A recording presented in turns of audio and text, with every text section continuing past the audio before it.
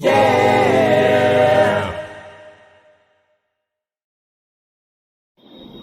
सतपाल जी, आपका बहुत बहुत शुक्रिया यहाँ टाइम निकाल के आने के लिए। मैं चाहूँगी क्योंकि अभी हम लोग बहुत इम्पोर्टेंट एक स्ट्रगल पे हैं, मैं भी जानती हूँ, मैं भी उसका पार्ट हूँ और ये बहुत ज़रूरी है, ये हमारे लिए नहीं हमारी जनरेशन के लिए बहुत ज़रूरी है और हर लोग आप बोलें या बात करें और हर सबकी जुबान में ये डिस्कशन होना बहुत ज़रूरी है। तो मैं आपसे चाहूँगी कि जिस मुद्दे पे हम यहाँ बैठ रहे हैं, बात करना चाह रहे हैं, वो है धनबाद का फ्यूचर को लेके। क्या लगता है आपको कि धनबाद कहाँ कम पड़ जा रहा है प्रोग्रेस को? सबसे बड़ी बात है कि धनबाद जो कि आप देखें कि 28 से 30 लाख की आबादी हो चुकी है और हमारा जो धनबाद जिला है ये पूरे देश विदेश के मानचित्र में कोयले की राजधानी है और बहुत ही बड़ी बड़ी खदानें हैं और बीसीसीएल की 12 इकाइयां यहां पर चल रही हैं और यहां का कोयला देश विदेशों को प्रकाश देता है। लेकिन धनबाद का दुर्भाग्य है कि आज आप देखें कि एयरपोर्ट जो कि सारा धनबाद जिला इसका इंफ्रास्ट्रक्चर का मापदंड को पूर्ण करता है, यहां जैसे मैंने बताया कि बीसीसीएल की बड़ी बड़ी इकाइयां हैं और बीसीसीएल का मुख्यालय भी कोयला भवन में है और साथ ही साथ प्रोविडेंट फंड कोल कर्मियों का जो प्रोविडेंट का जो मुख्यालय है हेडक्वार्टर वो धनबाद में ही है। साथ ही साथ सिम्फर CFRI उसका भी मुख्यालय धनबाद में है। देश में दूसरा स्थान है धनबाद जिले का राजस्व देने के मामले में। DRM का ऑफिस हमारे धनबाद जिले में स्थित है। साथ ही साथ शिक्षा के क्षेत्र में विश्व स्तरीय ISM है, IIMM है, जहां लगभग 7 से 8 हजार बच्चे अध्ययनरत हैं, शिक्षा लेते हैं। विदेशों से बच्चे आते हैं लेकिन उन्हें कई परेशानियों का सामना करना पड़ता है। कई बार हम लोग बच्चों कई सामाजिक कार्य के करते हुए जब हम उस प्रांगण में जाते हैं वो बच्चे बेचारे कहते हैं कि कनेक्टिविटी की बहुत बड़ी समस्या है। या रांची से 8-9 घंटे का सफर तय कर धनबाद आना पड़ता है या कलकत्ते से आना पड़ता है, डायरेक्ट कनेक्टिविटी नहीं है। अच्छा, कोयले क्षेत्र में काम करने वाले कर्मचारी जो कोयला काट करके जमीन के भूतल से लाते हैं, कई बीमारियों का शिकार भी होते हैं। उन्हें बेहतर इलाज के लिए कोई अच्छा एम्स नहीं है। एम्स धनबाद में खुलना चाहिए था लेकिन एम्स दूसरी जगह चला गया, हमें एम्स भी नहीं मिला।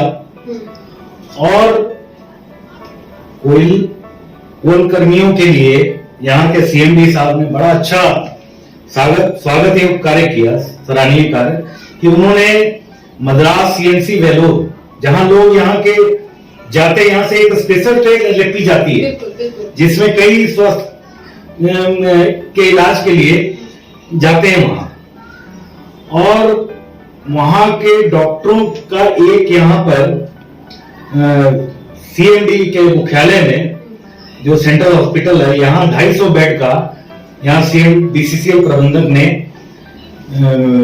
एक मांग उनको दी CNC वेलूर को कि आप स्वास्थ्य के लिए कर्मचारियों को इलाज हेतु जाना पड़ता है, वो समय ना बर्बाद हो, तो आप यहाँ पर एक अपना सेक्टर खोल दें, एक अनुषंगी इकाई खोल दें। तो उन्होंने वो तैयार भी हो गए, लेकिन उन्होंने देखा कि जब यहाँ पर कोई एयरपोर्ट की कनेक्टिविटी नहीं है तो वहां उन्होंने इनकार कर दिया, इकरारनामा उन्होंने इनकार कर दिया। आज 30 साल पहले 1987 में हम जब छोटे छोटे हुआ करते थे तो वायुदीप प्रारंभ हुई थी, लेकिन आज आप देखिए धनबाद में एयरपोर्ट की बहुत आवश्यकता है। कोई अच्छा फैकल्टी यहाँ आना नहीं चाहता, कोई अच्छे डॉक्टर्स यहाँ आना नहीं चाहते हैं और व्यापार का बहुत बड़ा उद्योग है यहाँ अच्छे बिजनेसमैन हैं, वे फ्लाइट के लिए कभी आप रांची है हमारे यहाँ से करीब 7-8 घंटे की जर्नी लगती है, या कलकत्ता, दोनों एरिया में लोग जाते हैं। हमारे धनबाद के 100 से 150 आदमी पर डे जाते हैं फ्लाइट पकड़ने। तो जब सारा इंफ्रास्ट्रक्चर मापदंड को हम धनबाद पूरा करते हैं तो हमें तो मिलना चाहिए, ये हमारा हक है, हमारा अधिकार है। तो हम मांग करते हैं पुनः कि भाई धनबाद को प्रायोरिटी बेसिस पे एयरपोर्ट दिया जाए। धनबाद वासियों की आवाज है। मैं बताना चाहूंगी कि जो डिमांड है, ये जो चीजें हम चाह रहे हैं कि धनबाद में एयरपोर्ट हो, सतपाल जी मैं चाहूंगी कि एक बार अपना तारुफ जो है आप अच्छे तरीके से कराएं कि आप कैसे धनबाद को रिप्रेजेंट करते हैं, आप कौन हैं, आपकी डेजिग्नेशन के हिसाब से आप धनबाद में, और जो हमारी नई कमेटी भी बनाई गई है उसके बेसिस। मैं सामाजिक कार्य भी करता हूँ, और अभी हम लोगों ने इस एयरपोर्ट के लिए मुहिम छेड़ी है, और ये पूरे धनबाद वासियों की आवाज बन करके मिशन एयरपोर्ट के नाम से हम लोग पीएम साहब के पास, माननीय प्रधानमंत्री के समक्ष हम लोग ये मांग रखते हैं कि आप सबकी मन की बात सुनते हैं, तो हमारे जन की भी बात को आप प्राथमिकता के आधार पर सुने। और हमारी मांग जो लंबी मांग है, और कई बार घोषणाएं हुई जनप्रतिनिधियों के द्वारा, लेकिन वो घोषणाएं रहेगी।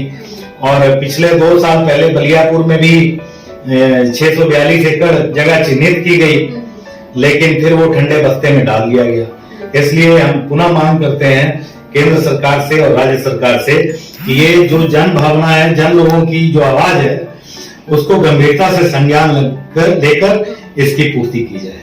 धन्यवाद। So we all are requesting from the central government and the state government ki just take out this platform in a wider way, so that we can think about the Dhanbad actually deserves a good for the generation. Go with the hashtag Mission Airport Dhanbad, and just so we are welcoming hashtag Mission Airport Dhanbad with Satpal ji. And once more, just stay connected, stay tuned about this thing, and let's think about where and when we are going to rise and get developed. Thank you so much. Thank you.